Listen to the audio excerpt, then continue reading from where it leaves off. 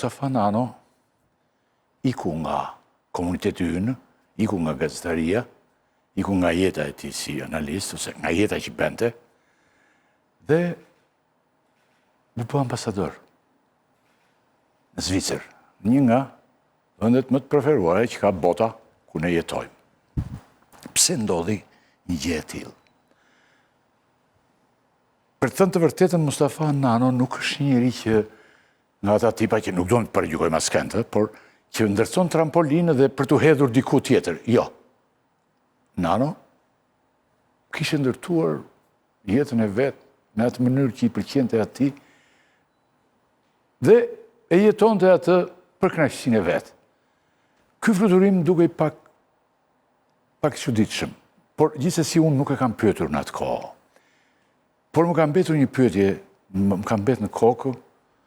E thash pra që nuk është as nga ata tipat që krijojnë oaze për jetën e tyre, ose fluturojnë si shtam në trampolina, bëhen si gazetarë gjëra dhe pastaj fluturojnë politike etj. Nano është një gjë krejt i kundërt. Po pse nga media Nano ti ike dhe në një mënyrë pak të beft? Pse ti jorshi kjo gjë? Ti nuk para jorshe si njeri kështu. Unë pata një velitje nga bota e gazetarisë. Ndërkohë, unë përpara shumë vitesh, para 30 vite më përpara, unë kam pasur një përvojë të shkurtër, si diplomat. Por nuk pata kohë, me themi, ta zhvilloja atë përvojë, sepse ndodhi në 97-a. Jam i qartë, në Kroaci që në pak kohë, po. Në Kroaci që? Kroaci. Më kujtoj të kalova unë një aty. Ndodhi në 97-a dhe pastaj unë nuk e pash veten atëherë sepse edhe diplomacia ishte shumë partizane, shumë partijake, ishte në ambasadë, sigurisht në një seksion të Partisë Demokratike. Ndodhi në 97-a, ishte një ngjarje ekstra, edhe vendosa ta linja. Përveç kësaj ishte dëshira ime për të bërë gazetar. Nëse këtë herë unë ika sepse gazetaria, si thuaç, më erdhi deri në fyt. E thash, po provoj një përvojë të re, optona se po i marr përvojën që kam pasur. Rezultoi që ishte një nga gabimet e mëdha të jetës time, Ylli. Pse ishte një gabim, se gabim është kur larg qoftë po të bie në burg, për shembull. Gjë që nuk na ka ndodhur. Ose po të shtypim njëri me makinë, ose ç'të them tani. Pse ishte një gabim? Se njeriu shikon dhe mendon që mund të jetë, mund të mos e quash gabim. Ndoshta është provokative si pyetje, po unë shkova me dëshirën e mirë për ta bërë atë punë dhe për aq sa ndojta e bëra. Unë pata një lloj kënaqësie dhe e shijova shumë për një 9 muaj, ndoshta edhe pak më shumë. Pastaj në moment të caktuar, duhet ta bëj transparente fare. Në një moment të caktuar unë e pash veten në një zbrazti. Ajo punë nuk ishte për mua. Ashtu janë ata. Pse ti s'kishe parë, s'kishe qenë për... Kam qenë unë, domethënë shpesh, kam takuar për faj sustan, për vendet të ndryshme, po ata jetojnë mjaft bukur kështu. Janë dhe aq të mbyllur si njerëz, ë? Janë mirë si kyçen, në vetvete, edhe diplomacia u kërkon pak këtë, krehen bende si diplomat, se nuk e kanë natyrshmëri diplomacin. Bëhen si të tillë, sillen si të tillë, ushtrohen si të tillë, bëhen shpesh dhe qesharak. Po ja, unë nuk do të quaj qesharak apo të mbyllur. Jo, qesharak e kam pikpamjen. Janë njerëz që kanë një prirje të caktuar, kanë një prerje të caktuar, kanë vokacionin për ta bërë atë punë, kanë vokacionin e dinjitarit të shtetit, që unë nuk e kam. Se unë për 30 vjet, unë isha një njeri i lirë, unë zgjosha kur doja, fleja kur doja, unë nuk kisha vartës, nuk kisha erpror, në moment caktuar e pash veten aty. Ishe vetëm aty? Jo, e kam fjalën për 30 vjet me radhë, kur bëja gazetarin. Unë s'kam pas erpror dhe vartës. Kam qenë tek kam shkruar në shtëpi. Aty për herë të parë, mbas 30 vitesh, unë kisha erpror, unë kisha dhe vartës. Vinin këta që vinin nga Tirana Muçi në Zvicër, dini ati në aeroport në këto që i prisnje? Do ta bëj atë. Unë nuk dile me thënë drejtën, por është detyra ambasadorit që ta bëj. Në moment që del një autoritet, qoftë edhe është tranzit në vendin ku ti shërben, ti do të shkosh aty ta presësh sepse ai mund të rri 4-5 orë, po që të mos mërzitet. Nuk e di pse ka menduar të punë, që autoriteti mos mërzitet, që të jetë në shoqërinë e dikujt. Autoriteti duhet në asnjë mënyrë mos mërzitet. Mua më dhanë, si të thuash, më krijuan favorin që mos ta bëj këtë gjë, edhe nuk e bëra asnjëherë. Si të tha ky gjati tha ti nuk do dalësh. Jo, edhe ministri. Ministri tha nuk do dalësh. Drejtën më trajtuan në mënyrë, le të themi, përgëdhelëse, Dhe jam shumë... Unë dua ylle që të kërkoj falje të gjithëve, jo vetëm autoritetëve që e mbështetën, le themi, kërkesën time, me njerë thamë po, sepse unë mendoja që mund thoshin edhe jo, si do që ligji e lejon, intelektual publik, gazetar. Si të kërkosh falje? Të kërkosh falje? Jo, të kërkoj falje sepse kjo që bëra unë nuk është një gjë normale. Nëse ylli do të bënë dikush tjetër, edhe unë do isha këtu me ty. Po kërkove falje ti për këte, këtu duhet të... Jo të kërkojnë falje, po këtu duhet të kërkojnë... Dakor, po. Nëse kërko, po mos i habitësh këta. Jo, po ishte një ngjarje ku përfshin shumë vetë. Kupton, e dekretoi presidenti, unë isha në komision parlamentar, ishin që të gjithë okej, dakord. Unë u rrethova me shumë dashamirësi. Ata administraci jashtme gjithashtu më trajtuan në mënyrë veçantë, duke qenë se isha një personazh publik. Pra, të gjithë këta nuk e kanë pritur, kupton që unë do bëj këtë. Këtyre u kërkoj falje, por arsye e thash, nuk ishte një punë për mua, unë e gjeta veten keq në moment saktuar dhe mund ndodhte që nëse unë insistoja, le të themi për të ruajtur nderin e pozicionit dhe të punës, mund të vinte një moment mbas 2-3 vitesh që mund të përfundoja edhe me Mentor Petrela. Se ishte përfundoja nga koka thotë? Po, ishte një konflikt i jashtëzakonshëm në moment saktuar midis punës që bëja unë dhe personit. Ti kishte tani një konflikt me veten? Po, nuk ishte punë për mua, ishte... Ti po thoshe tani që punë, po bëjun këtu. Po, çfarë bëjun këtu, pikërisht. Pastaj ti duhet merreshe me... Po pritje që bëjnë ambasadën këto gjëra këtu vinje apo jo? Po, pra, do shkoj. Respektoni këta siç bëjnë këta. Do shkoj sepse shpeshherë ato ishin aktivitete. E di pse ti bëj këtë pyetje, unë një natyrën tënde. Dhe e di që sakrificë bësh ti tani për të bërë atë respektin që është diplomatik me gjitha, e kupton? Allah, kjo punë. Po tani ti kur vendose përfundimisht që se unë do iki dhe s'ka kthim? Pati shumë gjëra. Unë shkova aty me idenë që, sepse nuk e dija si ishin gjërat, me idenë që unë do jem edhe aktiv si ambasador, po unë mund të bëj një shkrim për probleme që kanë të bëjnë në marrëdhënie midis Zvicrës dhe Shqipërisë, po unë mund të jep edhe intervistë, sepse ambasadorit unë mendoja që i duhet, dhe tani po e them publikisht që i duhet dhe këta duhet t'i japin leje ambasadorit që të shprehet, dhe ai vendin ta përfaqësojë ai vetë, jo duke marrë okejin e ministrisë. Nëse një gazet më donte mua që t'jepja intervistë, më do të merrja leje. Po bëj politikën do bëj një politikën e këtyre, se ti mund të fluturonje... Jo, po unë politikën e... Fluturonje si analist aty muçi, nuk unë politikën... Nuk lejohet ky lloj fluturimi. Jo, ata nuk kishin frikë se mos unë dilja nga linja. Sepse unë këtë gjë di, është elementare. Por ata e kishin si praktik. Ti edhe një shkrim që ose ta bëje për ta publikuar diku, fjala vjen për të mbrojtur nderin e, le themi, e sojt shqiptarëve, sepse në një moment caktuar një gazeta, apo disa gazeta në kuadër një fushate anti-shqiptare. Do me lejë për shkrimin të Do me lejë edhe për shkrimin. Tani unë nuk kam lejë kur për shkrime. Po leja, fakt ministri se mos të jepte lejë zyre shtypit të ministrisë dhe këtu do ishte... Zyre shtypit. Thalesha. Zyre shtypit, po. Zyre shtypit. Më thënë, një drejtor. Që me gjithë respektin le themi që unë kam edhe duhet kemi për ta njerëz, sepse janë njerëz, janë profesionistë. Nuk po ishan njeri mu që tani po... Unë vetë nuk isha mësuar me tilla gjëra.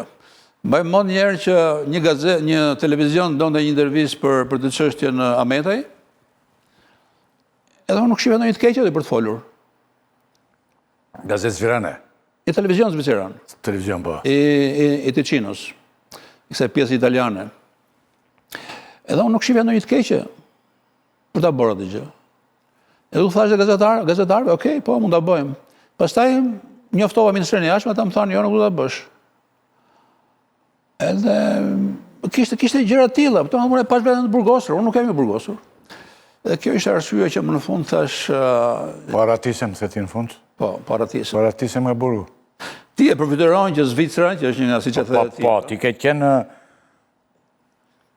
në vendin nga më vendet me të lakmuar tani se... Po, dakord. Se këtu ka që vene në vende shumë të çuditshme. Ka dhe përpjekje, ka kështu dhe prapë rinë aty për të quajtur ambasador, zotëri. Që atë është titulli i madh për... Jo mbetet dhe në fis shqiptarve. Nuk duhet të dalin nga kjo studio edhe si thua është mbetet ideja që Muçnano volli vrerë kundër profesionit. Jo, ky është një profesion. Ti respekton atë? Ky është një profesion, vetëm ata, jo edhe profesioni, po vetëm se profesioni do njerëz dhe vet. Nuk do njerëz si puna ime, as si puna jote me thënë drejtë, më kaq sa. Unë nuk kam lidhje fare. Unë të kisha ikur sa muaj bëre ti? Unë bëra një vit e gjys. Një vit e gjysëm, mua më kishe për një muaj e gjysëm. Ose isha varur dikun male, se Zvicra ka male ku duesh, Nuk më kishe me. Gjo, profesioni i ka, ato gjëra që duken distancë, profesioni i ka, klasi, eleganca, nuk e di, atyra qibare, marrëdhënieve, janë të gjitha ato gjërat. Edhe ti mund të shijosh të gjëra, po njerëzit që kanë prerë për të punë, edhe që din të veshin kostumin vazhdimisht, të vënë kollarin vazhdimisht. Janë pak. Jo, po janë, shumica diplomatëve tanë janë njerëz të prerë për atë punë, dhe duan atë profesion. Edhe unë heq kapelen dhe respektoj për punën që ata bëjnë. Në ambasada sot nuk ka çështje natyrës politike, nuk është se ti shkon në ambasadë dhe Kam njërin pjesë mirë të këtyre. Ambasador Neshën, për shembull, kur se vinim në New York, ishim dhe të rinj atëherë, ishte në OKB ai, po kishte njëri më të saktë për të sjellë aty nëpër korridoret e OKB-s të gjitha atë respektonin të gjithë, edhe kryetarët më të rëndësishëm. Ai ishte njëri i rëndësishëm aty, edhe pse ishte një vend i vogël fare.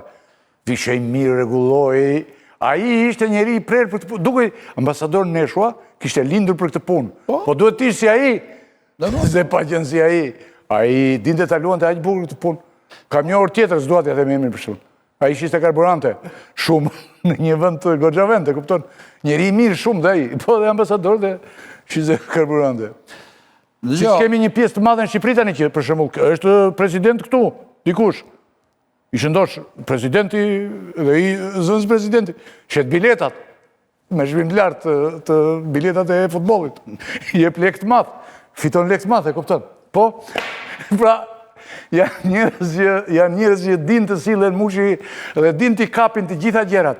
Ti ishe i papërshtatshëm këtë punë, se unë të njoh ka u bën 40 vjet tani dhe që njoh që kur mbledheshim aty te Fideli që edhe pse rinim bashk bevaziheshim pastaj ndonjëherë. Ishte një vendim i gabuar. Unë kam bërë disa gabime në jetë, po ky është një nga më të mëdhenj sepse ishte një gjë që u bë publike, edhe unë kur kërkoj falje nuk është sa bisha ka, e ndjej me vërtet për detyrim të kërkoj falje atyre njerëzve që u përfshin në gjithë histori. Ti citove Muçi një gjë se do të pyesja unë për këtë. Apo çfarë kishe? Jo, dua që këtyre kolegëve që pata unë për mbi të gjysh, sepse janë njerëz që janë diplomat karriere. Nuk po them jo, ma pjesa të mund se po ka dhe budallënja aty sa duhesh tani Muçi, siç janë në të gjithë, jo vetëm aty, në të gjithë vendet, e kupton. Se këtu për shembull i merr emërimet i bën partia për të gjitha dhe nuk shikon shumë shkëlqimin diplomatik këtu aty. Të merr partia dhe të vendos atje. Të merr partia për shembull fitonte partia, bile jepte partia, ishte një parti që ndante edhe shkollat, diplomat, jo shkollat, se shkollat i kërkon dhe t'i japin, po ndante diploma, kishte parti që merrte 3000 diploma, nuk po ja them emrin këtu. 3000 diploma te Meti Kristalit, edhe ja ndante popullatës dhe merrte votat. Ashtu ishte 120 vota, 130 vota, një diplomë. Ja, po sot është ndryshe, më thënë drejtën, mbi 90% e ambasadorëve. Ka ndryshuar tu aty, se ja unë do të citoj ty një moment shumë interesant, Muçi. Ambasador ka qenë Faik Bejkonica, ti e di mirë këtë punë, në Amerikë, që e vuri Zogu, se Zogu i merrte dhe armiqt. Edhe vllai vet. Edhe vllai vet, i vendoste armiqt. Edhe Faik Beu erdhi, ja ku e ka nxorën te këta tanët. Erdhi Faiku në Tiranë një herë, vinte vazhdimisht, s'ka po. Në një nga herët thotë, ose ndoshta e thoshte vazhdimisht, se mbaj mend qartësisht atë, po thotë i takoi ata aty, pastaj vajti në fund kur do kthej prapë në Amerikë, në ambasadë. Po iki, unë tha, keni ndonjë porosi? Ja, tha, s'kemi, porosia do vi me shkrim. Po unë jam këtu, tha, ma jepni porosin këtu. Ja, nuk lejohet, tha, porosin do të dërgojmë me shkrim, me vull, me të gjitha, vinë aty në Amerikë, ti prit atje. Ika, tha, dhe prisnja porosin. Pra, se ti thua ka ndryshuar tani, Për këtë konfliktin që unë fola, që unë pata, midis vetes time dhe profesionit, unë besoj që Faik Konica ka pas më të madh të konfliktin, Pra ai e ka parë edhe si një zgjidhje konvenjente. Unë nuk e pas një zgjidhje konvenjente, sepse mua nuk më duhet punë. Unë këtu e kam shtëpinë më të mirë se sa shtëpinë që më dha shteti atje. Në Zvicër, po. Po, në Zvicër. Edhe rrogën që merrja këtu dhe që vazhdoi e marr mbasi u ktheva e ka më të mirë se sa rroga që ti jep shteti shqiptar atje. Pra nuk shkova për gjëra të kësaj natyre. Ndërsa Faik Konica përpara një shekulli e ca në Shqipëri nuk ka dashur të jetojë sepse kandidatur pak në këtë vend, nuk e njihte, ndoshta edhe e përçmonte Shqipërinë. Jo ndoshta, po 100% e përçmonte. Po, përgjithsisht ai ka qenë njeriu që e ka parë me syrin më kritik. Dhe ai ka parë si një, le të themi, si një mundësi që ai kishte për të ekspozuar ndërkombëtarisht, megjithëse ai kishte edhe, le të themi, aftësi të tjera, nëpërmjet cilave mund të ekspozoj, edhe ushqente madje edhe veten, no? Noli ngeli për shumë kohë dhe ngeli keq. Kështu që zgjedhja e tyre ka qenë edhe kësaj natyre. Ishte një zgjidhje dhe zogu dinte ta bënte mirë këtë, edhe me kundërshtarët e të gjithë. Siç dita bëj dhe ky Rama për shembull dita bëj, tani po merr nga Partia Demokratike. Ka vënë e disa i shqetësuar është po të mbeten pa punë këta i merr të gjithë. Saliu ka mbetur vetëm me flamurin, vokshin këto. I merr i vendos në punë i gjati, edhe ju jep punë të rëndësishme. Dashin e ke parti? Kush është ai? Dashi i Peqinit o vëlla. Dashi deputeti më bërë. Sula. Sula. Është bërë njëri i rëndësishëm dhe del vazhdimisht tani dhe e di se e ka vënë në binare dhe seksionin ku punon. I merr ky tani të gjithë ata ishin shqetësuar. Si zogu, ditë sillet për këtë. Dhe bravo qoftë. E drama. Se atë që bëri zogu Rama nuk e bën. Bile unë nuk shoh ngjashmërinë të pikë. Ja do të kalojmë aty. Do kalojmë. Atë që bëri zogu thotë ti. Po zogu që ishin autoritetet në lëmin e le themin e profesionit caktuar, që ishin me diploma jashtë. I vuri. I vuri diku opton në një punë, një i gradoi, i promovoi. Gjë që Rama se bën, bile Rama më duket e kundërt.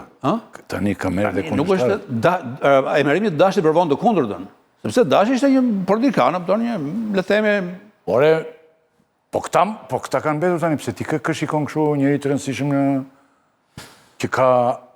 që ka kokën plot me akademizëm thua ti në Partinë Demokratike që t'ja marr ky tani dhe ti marrë Rama pa mi gjej.